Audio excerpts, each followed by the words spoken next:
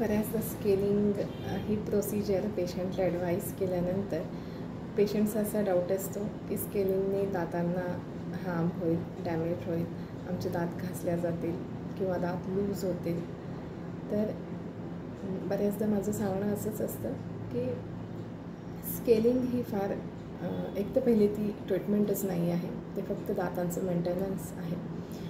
कारण ते आपण विदाऊट एनेस्थेशिया करतो.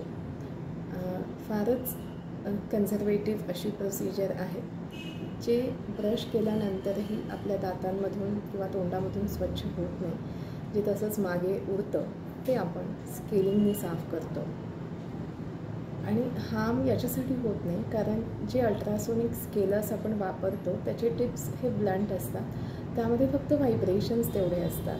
त्याच्यामुळे जे पण एक्स्ट्राचा डर्ट आहे तोच फक्त त्याने रिमूव्ह होत राहतो आणि दात साफ होत राहतात.